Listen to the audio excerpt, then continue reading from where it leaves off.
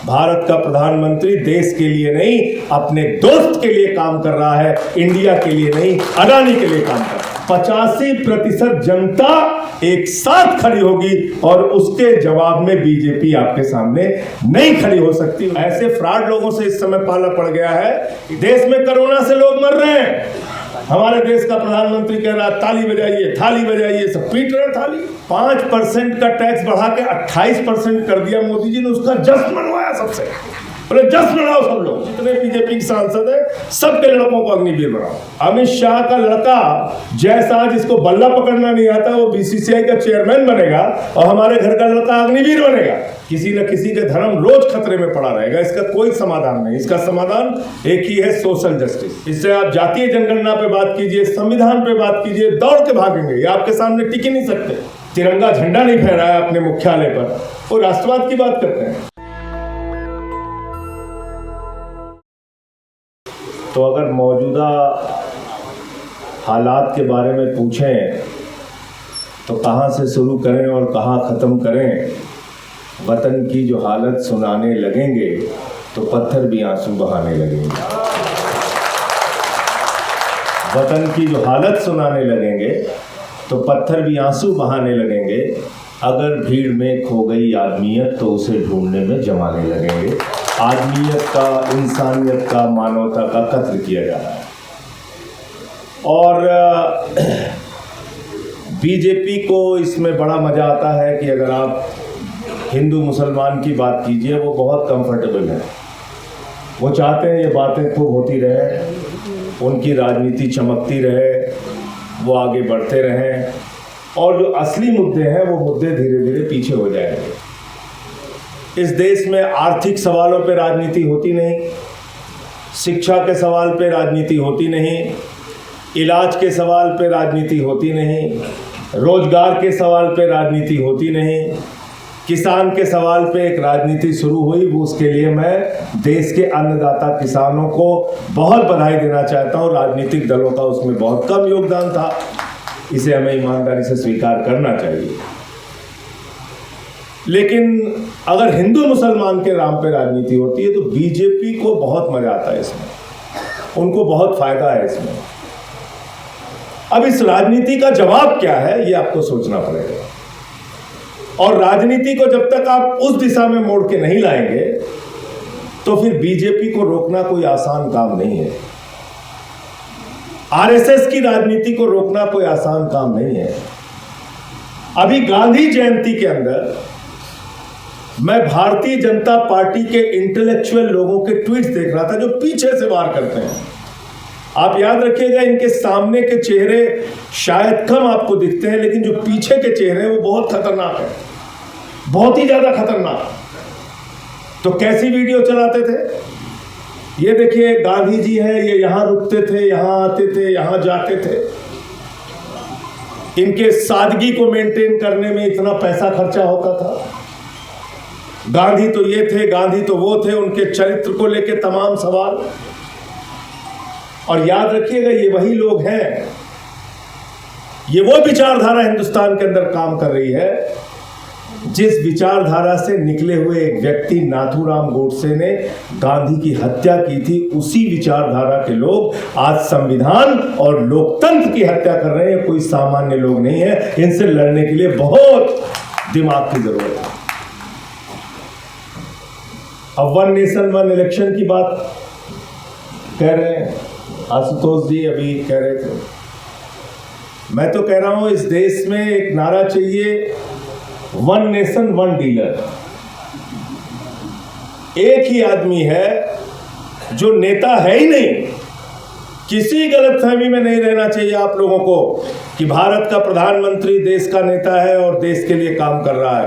भारत का प्रधानमंत्री देश के लिए नहीं, अपने दोस्त के लिए काम कर रहा है, इंडिया के लिए नहीं, अडानी के लिए काम कर रहा है। और ये प्रमाण के साथ मैं कह सकता हूं, आप सारी योजनाएं उठा के देख लीजिए। रेल उठा के अडानी को, सेल उठा के अडानी को, गैस, बिजली, पानी, सड़क, पोर्ट, एयरपोर्ट, सारा हिंदुस्तान एक आदमी के नाम करते जा रहा है। और कोई सवाल पूछने वाला नहीं। एक व्यक्ति को 2.5 लाख करोड़ रुपए का कर्जा मिला है, 2.5 लाख करोड़ रुपए का। जीरो लगाते लगाते आप थक जाएंगे। आपको 2.5 लाख रुपए का अगर कर्जा चाहिए अपने बच्चे की पढ़ाई के लिए या रेडी पे दुकान लगाने के लिए, तो आपके चप्पल घिस जाएंगे, इतने कागज आपसे मांगे जाएंगे, आपको देते देते मुश्किल हो जाएगा। लेकिन एक व्यक्ति जो नरेंद्र मोदी का दोस्त है, उसको 2.5 लाख करोड़ रुपए का कर्जा मिला हुआ है, 2.5 लाख करोड़ रुपए का। अभी मैंने पार्लियामेंट में एक लिस्ट पढ़ी और वो लिस्ट मुझे लोकसभा में मिली थी, लोकसभा के एक जवाब से मिली थी। लोकसभा के एक सांसद ने पूछा कि इस देश के पूंजीपतियों का कितना कर्जा आपने माफ किया है एनसीएलटी के जरिए। एक इन्होंने ट्रिब्यूनल बनाया है, नेशनल कंपनी लॉ ट्रिब्यूनल, उसमें लोन का सेटलमेंट करते हैं और 5,40,000 करोड़ रुपए 43 कंपनियों का बाकी था, 3,53,000 करोड़ रुपए माफ कर दिया गया। 3,53,000 करोड़ रुपए। क्या हो रहा है इस देश में? कहीं किसी को पता भी नहीं है मुद्दे।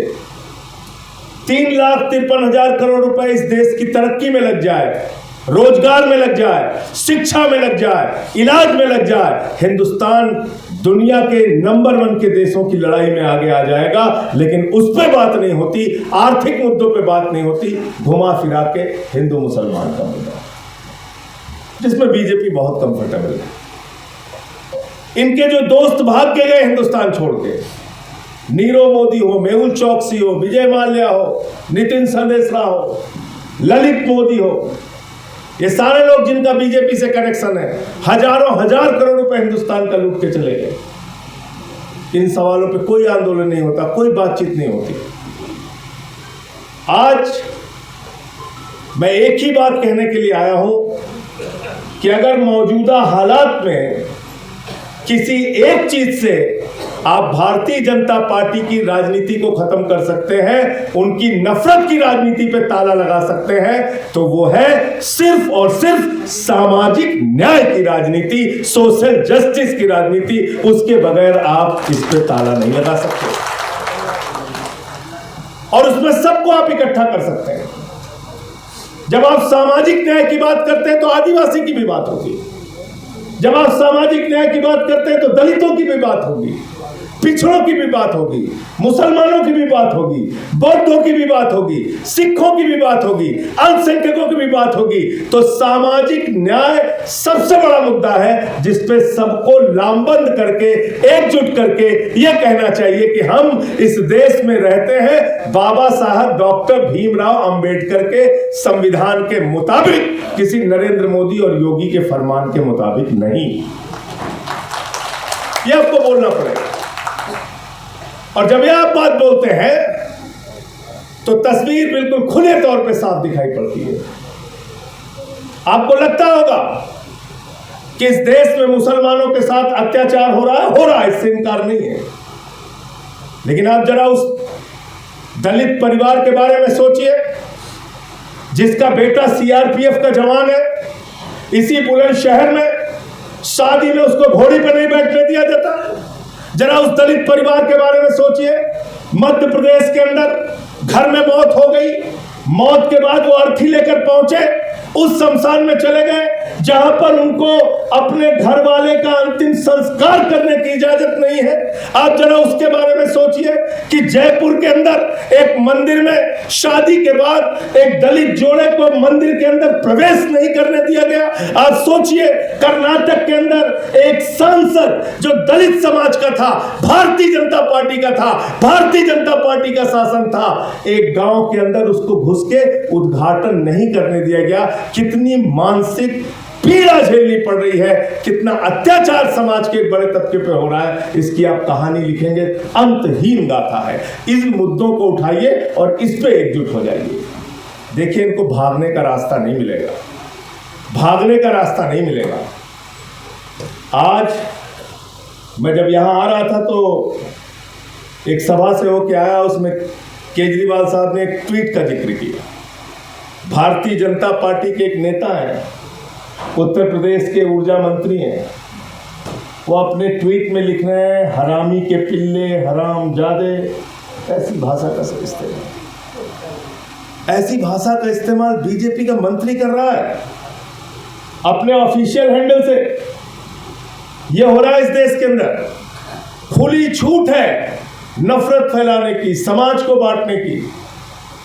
आज सवाल पूछा क्यों नहीं जाता? मैं तो बार बार कहता हूं, जैसे ही रामनाथ कोविंद जी देश के राष्ट्रपति बने, पूरे देश में बीजेपी वालों ने डंका पीटा, देखो हमने एक दलित समाज के व्यक्ति को राष्ट्रपति बना दिया, देखो हमने एक दलित समाज के व्यक्ति को राष्ट्रपति बना दिया। लेकिन जब राम मंदिर का शिलान्यास हो रहा था तो बीजेपी अपनी मानसिकता से बदली नहीं। उन्होंने कहा मोदी जी जाएंगे, योगी जी जाएंगे, राज्यपाल आनंदीबेन पटेल जाएंगी। मैं सवाल पूछना चाहता हूं इस सभा में, जब योगी जी मुख्यमंत्री के तौर पे जा सकते हैं, उनके साथ राज्यपाल आनंदीबेन पटेल जा सकती हैं, देश के प्रधानमंत्री नरेंद्र मोदी जा सकते हैं, तो देश के राष्ट्रपति रामनाथ कोविंद क्यों नहीं जा सकते? क्योंकि वो दलित समाज के हैं, उनसे मंदिर का शिलान्यास नहीं कराया जाएगा। ये सवाल पूछना पड़ेगा कि आजादी के इतने साल के बाद भी जब मंदिर का उद्घाटन होता है तो भारत के प्रधानमंत्री जाते हैं, योगी जी जाते हैं, राज्यपाल जाते हैं, लेकिन देश की मौजूदा राष्ट्रपति श्रीमती द्रौपदी मुर्मू जी नहीं जाती, क्योंकि वो आदिवासी समाज से हैं। ये सवाल तो पूछना पड़ेगा। इस देश में समाज के बड़े तबके के साथ जो अन्याय हो रहा है, अगर अत्याचार हो रहा है, अगर उस मुद्दे को आप आगे लेके आएंगे तो वो बड़ा मुद्दा होगा, और उस मुद्दे में 85% जनता एक साथ खड़ी होगी, और उसके जवाब में बीजेपी आपके सामने नहीं खड़ी हो सकती। उनकी गंदी राजनीति, उनकी नफरत की राजनीति नहीं खड़ी हो सकती।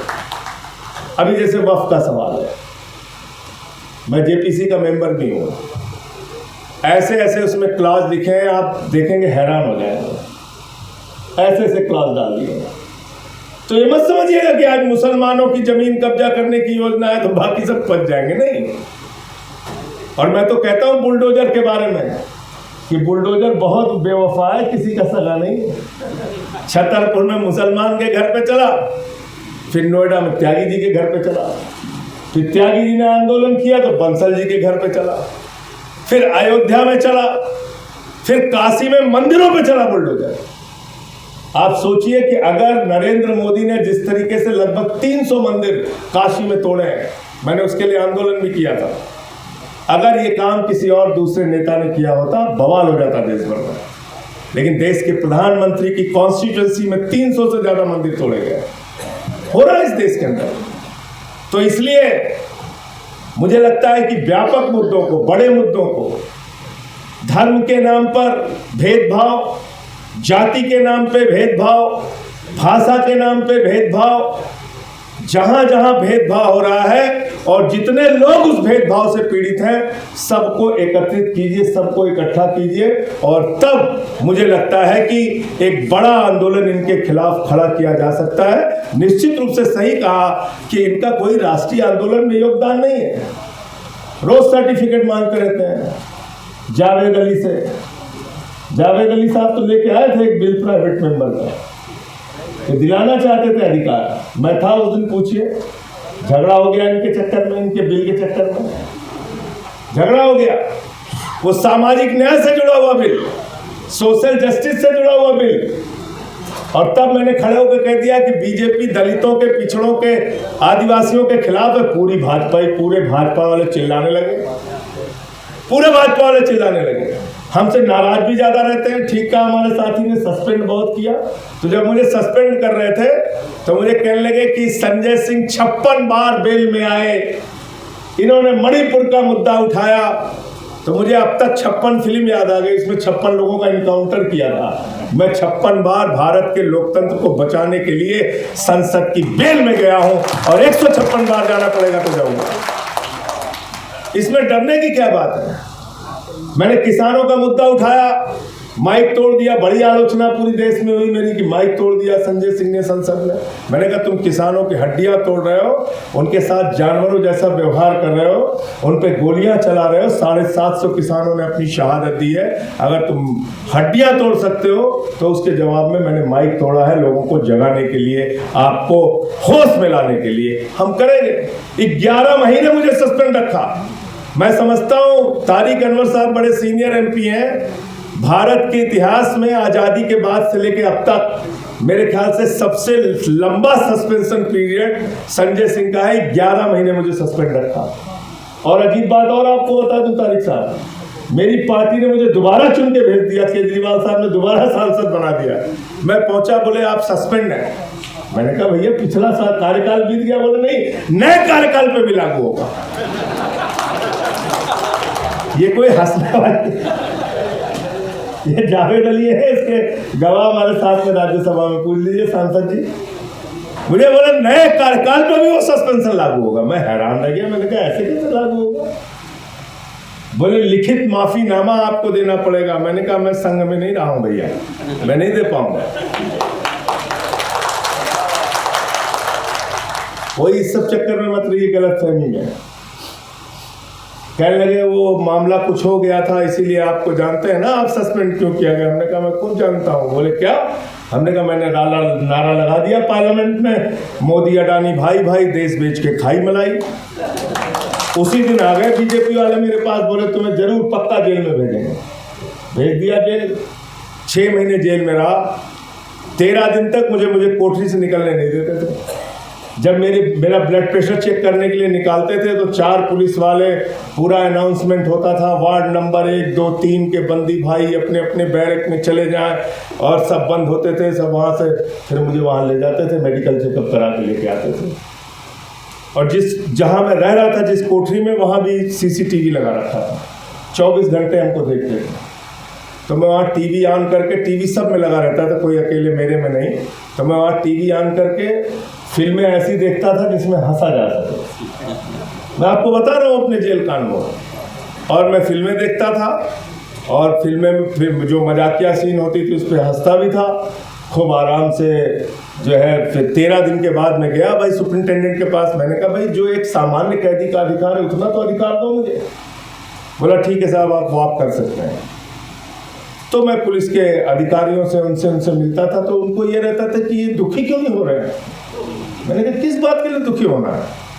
बोले नहीं, आप तो बड़े मजे से जेल काट रहे हैं। हमने कहा ऐसे मजे से बोलो, मोदी जी भी आके काटे हमारे साथ। इतना ही मजा अगर आ रहा है तो आए, वो लोगों को भी भेजो। उनमें से तो एक है जिसका पुराना एक्सपीरियंस है, रह भी चुका है, तो उसी को भेज दो कम से कम। कहने लगे नहीं, वो ऊपर सब रिपोर्ट जाती है कि एकदम इनके ऊपर तो कोई फर्क ही नहीं पड़ रहा है। तो जो भी उनको लगा हो, फिलहाल 6 महीने में मुझे जमानत मिल गई। अब मुझे ये कहा भी गया कि मैं अपने केस के बारे में ना बोलूँ, तो मैं अपने केस के बारे में नहीं बोलता, लेकिन पूरी दुनिया के केस के बारे में बोलता हूँ। कोई मुझे उसमें दिक्कत नहीं। लेकिन एक बात जो मोटे तौर पे आई है सामने कि भाई डरना नहीं है, तो डरना नहीं है तो ठीक है, लेकिन बहुत दिमाग से काम भी करना है।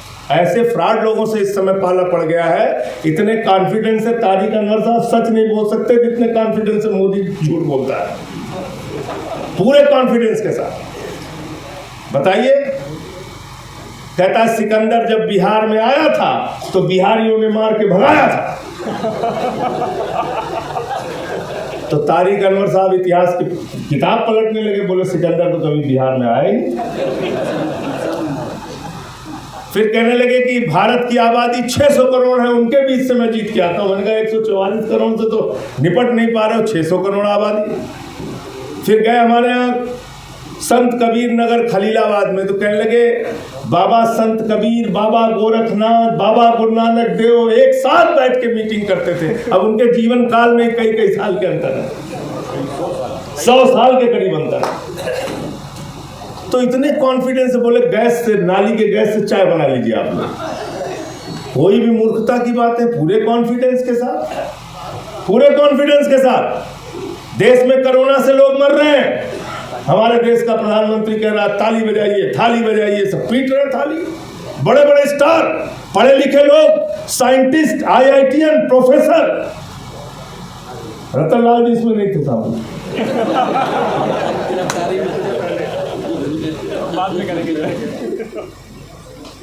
तो समझ लीजिए आप, ऐसे पागल बना रखा है देश का। थाली बजा रहे हैं सब कोरोना में, और बड़े बड़े स्टार वीडियो बना के देखे, मोदी जी हमने थाली बजाया, हमने ताली बजाया। ये हो रहा, बड़े बड़े स्टार, किसका नाम लिया जाए, किसका नाम लिया जाए? ऐसे देश की हालत कर दी। और नाम ऐसा शानदार देते हैं कि जब मतलब जीएसटी लागू किया इस देश में, सोचिए आप, बोले रात में 12 बजे भारत के अंदर एक नई आजादी का उदय होने जा रहा है। पूरा देश नई आजादी के उदय में लग गया। अब बोले लता मंगेशकर का गाना आप सुनिए, अमिताभ बच्चन को देखिए, रात में 12 बजे जीएसटी पास होगी। मतलब इस देश ने 5% का टैक्स बढ़ा के 28% कर दिया। मोदी जी ने उसका जश्न मनवाया सबसे। बोले जश्न मनाओ सब लोग। मना रहे हैं, जश्न मना रहे हैं। जो आदमी ये कहता है 50 दिन मेरे भाइयों बहनों दीजिए नोटबंदी किया हूं, अगर इसका फायदा आपको नजर नहीं आया, किसी चौराहे पे मुझे खड़ा करके गोली मार दीजिए। इतनी अतिवादी बातें बोल रहे हैं। इतना काला धन लाएंगे, 15 लाख हर खाते में जमा हो जाएगा। हमारे मथुरा में घटना, एक लड़का पकड़ के थाने में पीटने लगे, 8 लाख रुपए का कर्जा था। उसने थानेदार से कहा कि अब होशियार हो जाना थानेदार साहब, अब आगे मत मारना, 15 लाख आ रहा है, 8 लाख दे देंगे, 7 लाख आपको, उसमें से कुछ पैसा नहीं देंगे। ये हालत कर रखी है इस देश की। इसलिए आपके मुद्दे पे तो बात होती नहीं, ना रोजगार पे। नाम भी बहुत तगड़ा तगड़ा, जैसे अग्निवीर, बहुत शानदार बड़ा सा नाम दे दिया। बोले अग्निवीर बन जाओ सब लोग, अग्निवीर बनिए। और मुझसे बीजेपी वाले कहने लगे कि अरे मतलब आप अग्निवीर को कमजोर समझ रहे हैं। हमने कहा मैं बहुत मजबूत समझ रहा हूँ। जितने बीजेपी के सांसद हैं सबके लड़कों को अग्निवीर बनाओ, सबको बनाओ अग्निवीर। अमित शाह का लड़का जैसा, जिसको बल्ला पकड़ना नहीं आता, वो बीसीसीआई का चेयरमैन बनेगा, और हमारे घर का लड़का अग्निवीर बनेगा। 4 साल के ठेके पे आप भारत की सेना को रखेंगे, और उसके बाद आप राष्ट्रवादी भी हैं।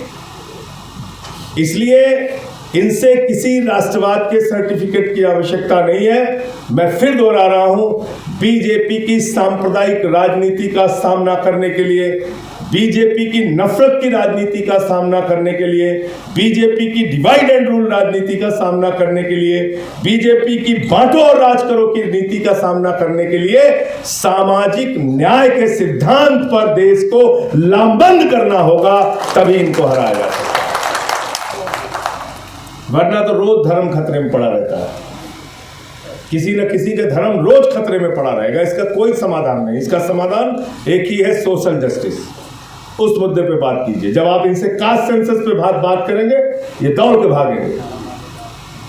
इससे आप जातीय जनगणना पे बात कीजिए, संविधान पे बात कीजिए, दौड़ के भागेंगे। ये आपके सामने टिक ही नहीं सकते, कभी नहीं टिक सकते। और राष्ट्रवाद की तो कभी कोई इनसे बात करने की जरूरत, जिन लोगों ने 53 साल तक तिरंगा झंडा नहीं फहराया अपने मुख्यालय पर, वो राष्ट्रवाद की बात करते हैं। वो लोग राष्ट्रवाद की बात करते हैं जिन्होंने पठानकोट में आईएसआई को बुला के जांच कराई। तो इसलिए इसका जवाब सिर्फ और सिर्फ सामाजिक न्याय की लड़ाई है, सोशल जस्टिस की लड़ाई है। और उसमें 85% देश का जनमानस जो आज अपने अपने अधिकारों के लिए लड़ रहा है, उसको एक साथ लाना पड़ेगा। और ऐसे में ये जो गैर राजनीतिक संगठन है, इनकी बड़ी भूमिका है। क्योंकि राजनीतिक संगठनों के साथ एक समस्या ये आती है कि जैसे ही आप कोई बात करते हैं, वो जोड़ लिया जाता है कि भाई ये राजनीतिक है। तो इसलिए आप राजनीतिक लोगों को भी बुलाइए, उसमें कोई सभी दलों को बुलाइए, लेकिन ऐसे प्रयास, ऐसे विचार गोष्ठी, ऐसे मंथन, इसकी बहुत जरूरत है। बहुत बहुत शुक्रिया, बहुत बहुत धन्यवाद, आपने मुझे बुलाया। नेशनल दस्तक की आपसे गुजारिश है कि अगर इसको बचाना चाहते हैं तो नेशनल दस्तक को सब्सक्राइब करने के लिए रेड कलर के सब्सक्राइब बटन को दबाएं, फिर बेल आइकन की घंटी दबाएं। नेशनल दस्तक को बचाने के लिए बहुत जरूरी है कि हर खबर को शेयर करें, लाइक करें, कमेंट जरूर करें।